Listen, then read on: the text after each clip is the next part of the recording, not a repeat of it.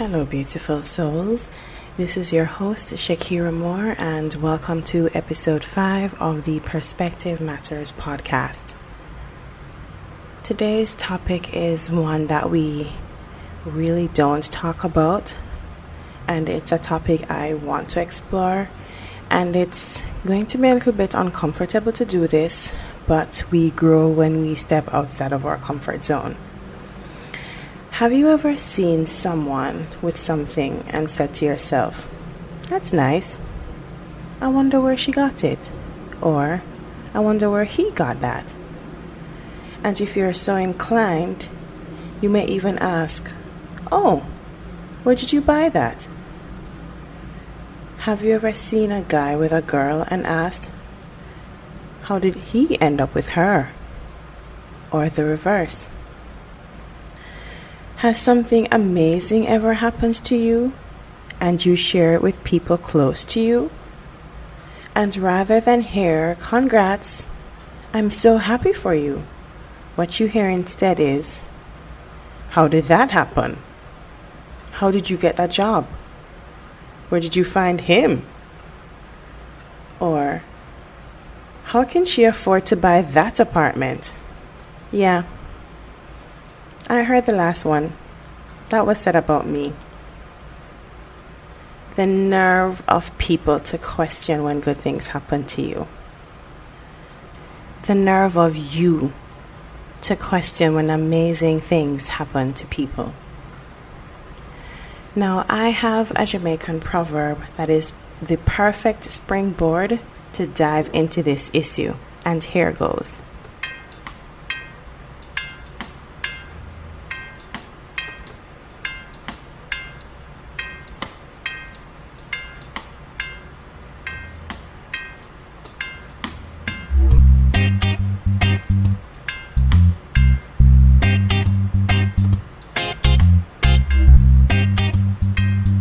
You no know how person get him gone. You no know how person get him gone. And the translation is, you do not know how the pastor got his gown. You do not know how the pastor got his gown. And the explanation is, do not be envious of people's success. You don't know what they may have gone through to achieve their goals. So, for today's proverb, you don't know how person get him gone. No grudge him. I want to explore this. Don't begrudge or be envious of the pastor for his gown. To provide some context for this particular proverb, there are some denominations in Jamaica where the pastor wears a gown for the duration of the church service. And where there are organizations, there's always one person who believes that they are more qualified to lead. So yes, even in the church, you will find someone who feels this way and also envies the pastor and his position in the church, which is symbolized by the gown. So where does this envy come from? And what does envy mean? Of course, I had to go to the good old Merriam-Webster dictionary for the definition.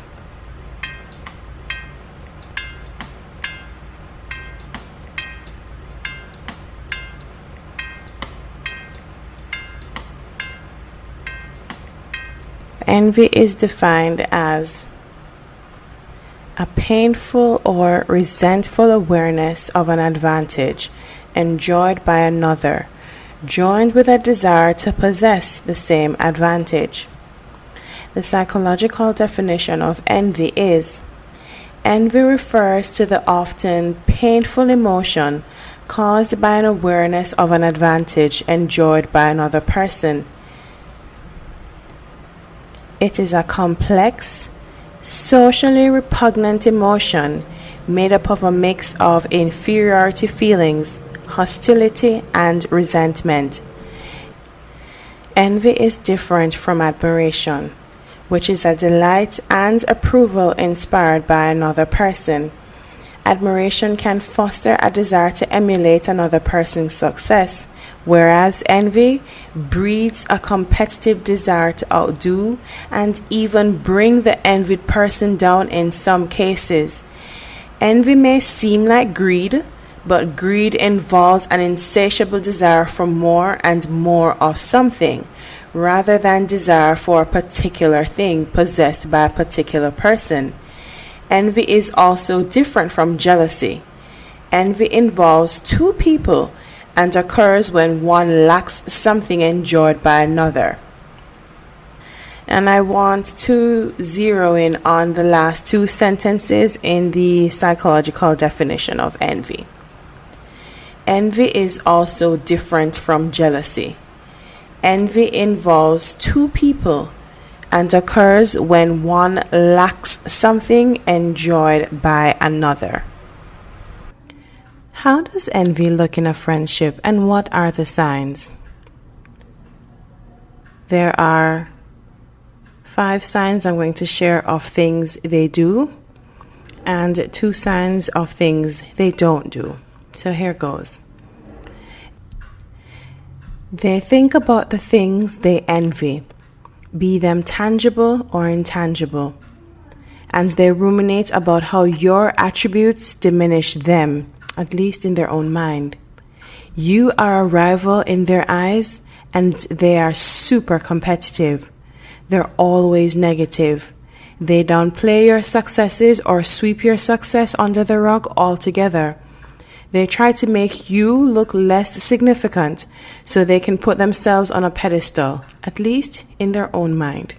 And here are the things your envious friends won't do. They don't sincerely compliment you. Sometimes, as a substitution to a compliment, you get a sarcastic, underhanded remark that they insist was given with the best of intentions, and you just misunderstood it. They don't like you. They only pretend to be your friend. If the signs I just shared with you are resonating, then chances are you may need to reevaluate that friendship. Oprah said it best. You can't be friends with someone who wants your life. And it's true, because you're always going to be in a competition with that person. Even if that is not your intention, that person is going to always try to one-up you and do the things I just mentioned. And that's no way to live. That's not a friendship worth having. And if you find that you have been guilty of some of these signs, then that's a tough thing to admit, but you're brave for doing so, and it means you have more work to do. We're all guilty of being envious at one point or another, but if envy is your modus operandi, if you find that you are that person in the friend group, then you truly have some work to do, because there is no reason to be envious of anybody else. You are who you are, and that is your power. So envying someone because of things they have or skills they possess is just diminishing your own power, and you're passing off your power to someone else. You are special, you are unique, you are phenomenal, and you need to wake up to that truth. The psychological definition is the perfect segue into what I want to discuss.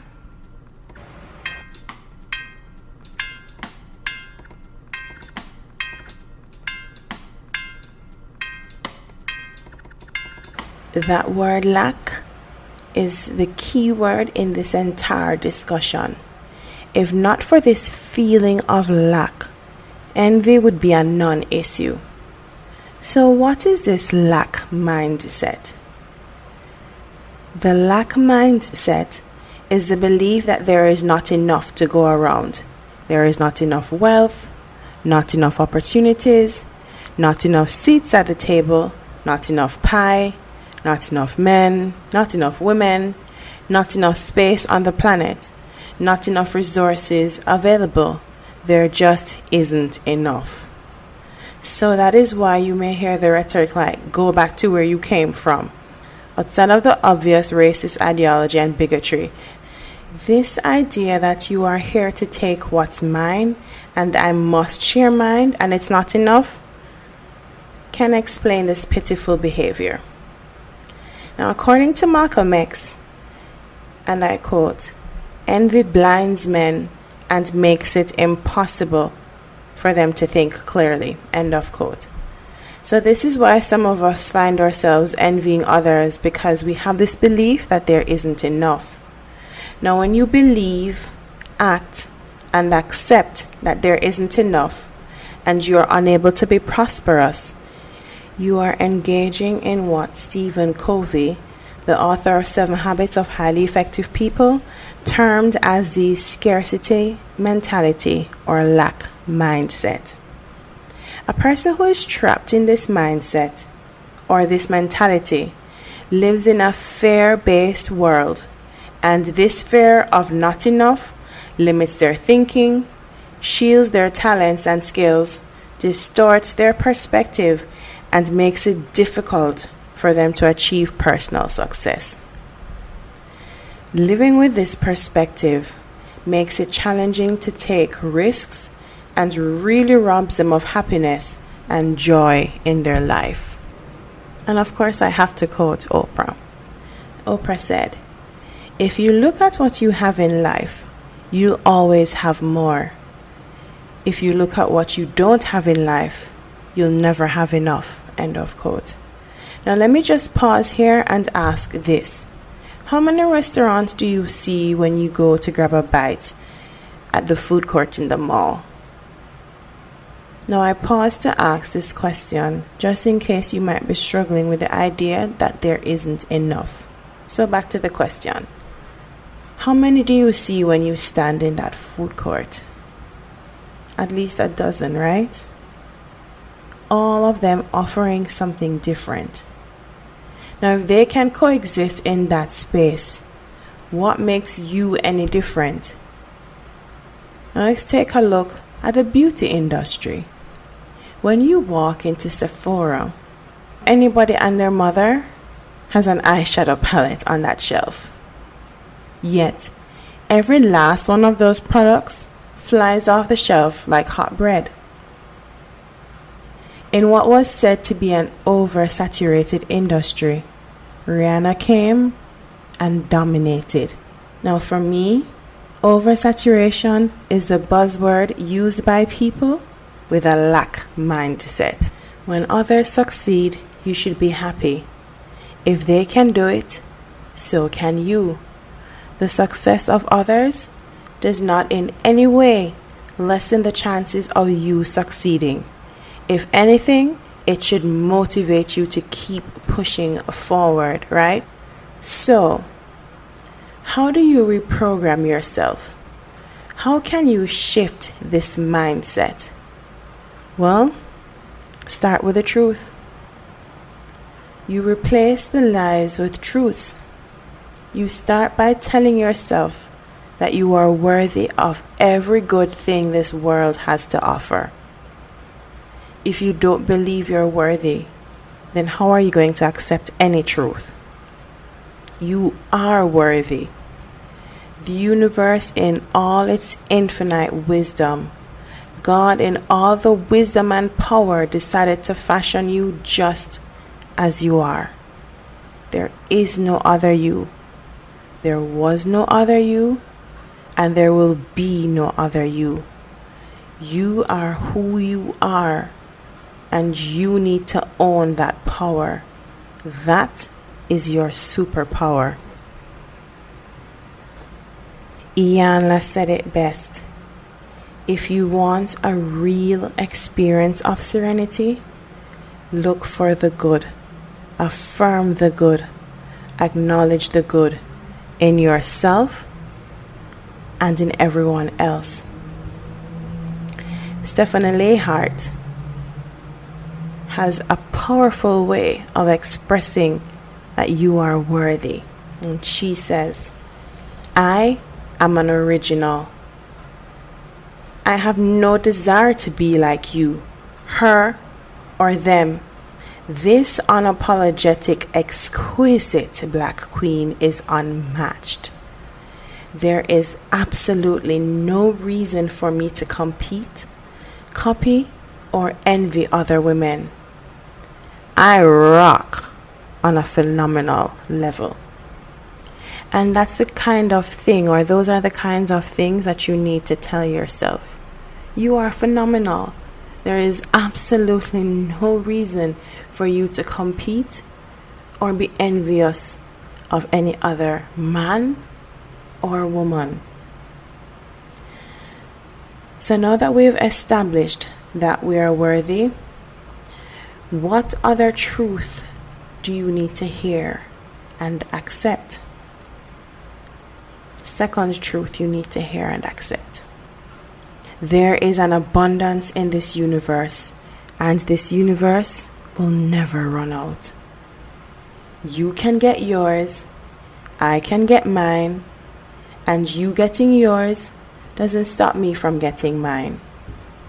When you face challenges that might threaten your resolve, what do? Well, you take a page out of Mom's book. And by Mom, I'm referring to Michelle Obama. She said, instead of letting your hardships and failures discourage or exhaust you, let them inspire you. Let them make you even hungrier to succeed.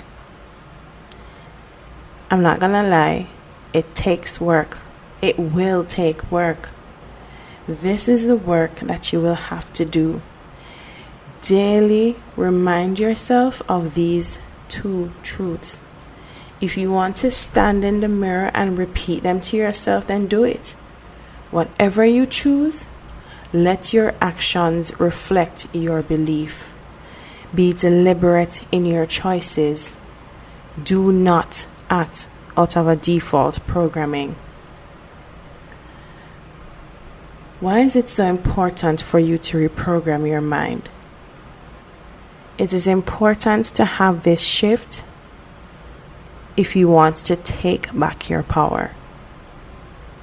You also don't want to find yourself on the receiving end of envy, because karma is real.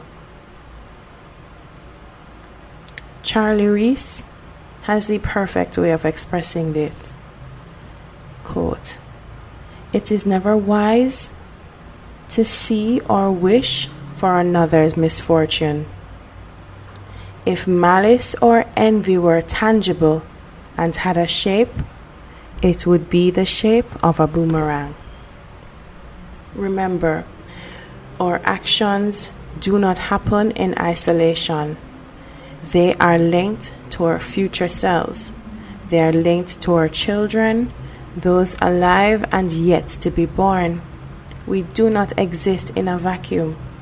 We are all a part of something bigger than ourselves. So my beautiful souls, it was my pleasure sharing with you. I hope you are encouraged to really examine your mindset.